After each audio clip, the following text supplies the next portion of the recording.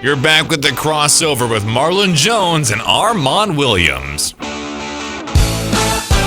All right, welcome back to the crossover with Marlon and Armon, KDUS 1060. Subscribe and follow us on our social media accounts on both our YouTube and Facebook page at the crossover 1060. Once again, that's at the crossover 1060. YouTube.com/at the crossover 1060 and Facebook.com/the crossover 1060.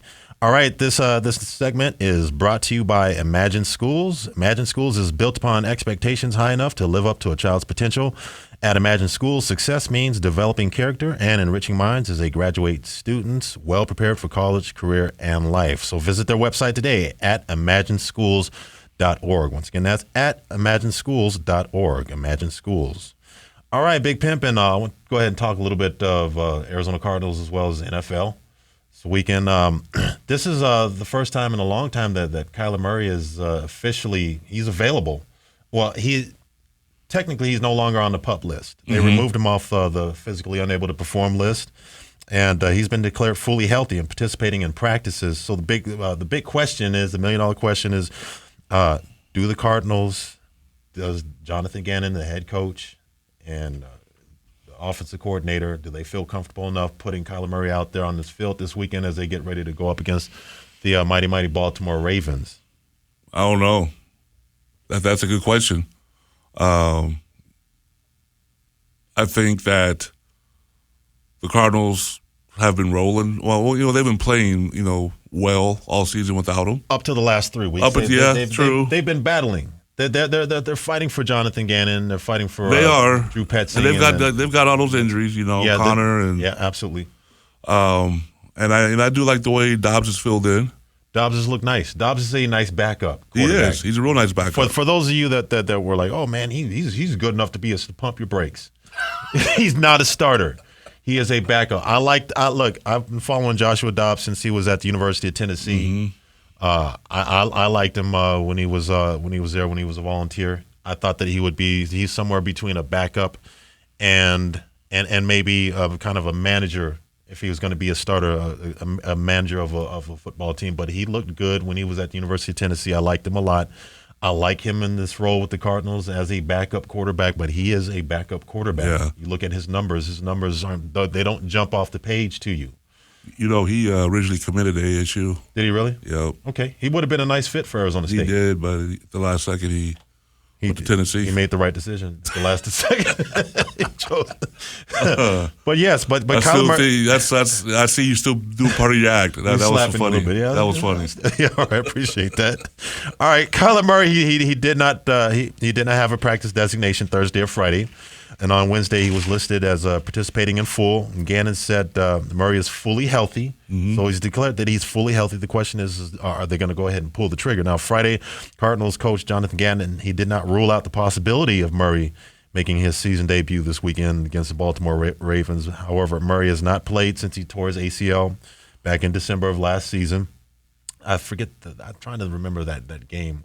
Was it I can't remember exactly who they played when he tore his ACL, but it's been almost a full season coming on November, full season. Yeah, since he's last suited up for the Cardinals, and he's been designated to return from the physically unable to perform list as of October 18th. So just a few days ago, he was removed from the PUP list, and given the Cardinals have until November 8th. This is the big thing. They have until November 8th to activate Murray to the full 53-man roster.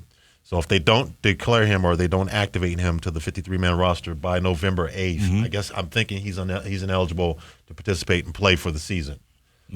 So this is the timeline has started. All right, they're on the clock. So whether they activate him this weekend or not, I don't know. Now, it could be a little bit of gamesmanship. They could decide to go ahead and roll him out.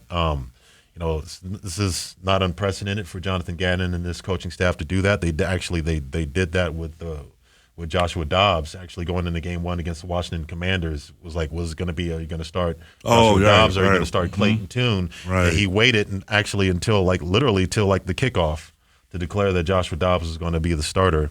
The NFL, they kind of frown upon this stuff, but he did it, and it may be some gamesmanship. Kyler Murray, I would like to see Kyler Murray get out there and see what they have with him, how he meshes with Drew Petzing in this offense. It's a totally different offense than what he was accustomed to playing in that air raid offense. The previous coach under Cliff Kingsbury. It's going to be interesting because this is the first time that he's ever really played in an offense like this that I can recall. He didn't play in an offense like this when he was at Texas A&M or when he transferred over to Oklahoma. Right. Obviously when he got drafted in the NFL, he didn't play in an offense like this. And I don't believe that he played in an offense like this when he was in high school. So I want to see what he looks like. Yeah, I mean, why not if he's healthy? Like you said, Dobbs is a capable backup, but he is a backup. Mm-hmm. Probably one of the better backups in the league. Right. Which is good. Hey, there's a spot for you in the NFL if you can do that. And, if he's healthy, you have to roll him. He's your starting quarterback. Right. So why wouldn't you roll him out? He's been practicing with the practice squad guys, practice squad receivers up to this point. And, the progress report on him is good. It's really good. I mean, Jonathan Gannon was speaking about Murray's progress, and he's saying, look, the ball jumps off of his hands. He says he's explosive getting out of the pocket. He's accurate. And he went on to say that he's got good command of the offense right now, and he threads the needle pretty well on certain throws. Well, get him out there then. I want to see. That's why I want to see him. He's not looking bad. He hasn't. He's not going to lose what he had as far as his ability to throw the football, and with the rehab that he's done and the dedication that he's put in to rehabilitating himself. I think that he's going to still have a lot of the lateral quickness. And he'll still have the speed. Yeah. He's just got to get accustomed to go ahead and moving around on that surgically repaired knee. He's not going to lose his athleticism. That ain't gone nowhere. No, it's just it's between the ears. Exactly. That's important for Kyler Murray to see. That's what I want to see and I want to see him kind of get over that. Because it's a process when you come back from an injury like that, and you've been somebody like Kyler Murray that depends so much on his athleticism to have the success that he's had up to this point in his career. But, it's going to be really, really important for him to kind of get past that mental block. I think more than anything else, I think that he's physically able to do it. It's just, can he get over that mental block? And once he's able to get past that mental block, then they can go ahead and make a determination. All right, he is still our franchise quarterback, or it's time to go ahead and move on. Yeah. You know what? You brought something up when with Coach Gannon, with the gamemanship, waiting to the last second, putting in your starting quarterback. You know who else hates that kind of stuff? Is fantasy football owners. Yes, I could imagine. That's the worst thing on the planet, is waiting until, oh my gosh, do I put him in? And you take a gamble and you guess wrong. You look at your roster, you got that big red O in front of that player. All the points that you lose on fantasy football. I could absolutely imagine that, man. I don't do a whole lot of fantasy football. Yeah. I really don't do it at all, but I can imagine that. Yeah, it's a pain. That's one thing about fantasy, but we digress. But let's look at some of the NFL games this weekend, because there's some pretty good games coming up. This Thursday, just to recap, the Bills they held off the Buccaneers 24-18 on Thursday night. That was important for the Bills, obviously, and Bills fans, Bills faithful, because they've been kind of up and down. Talking about a team that had all these expectations, and they got arguably one of the elite quarterbacks in all the National Football League. Arguable. But he's kind of digressed a little bit. He has.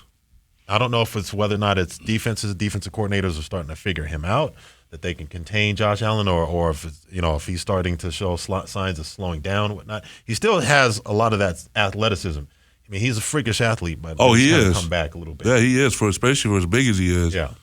He can still run and whatnot, but yeah, he has digressed actually quite a bit. So, and it's showing where the Bills are right now. But playing the Bucs, man, that's just Baker Mayfield with.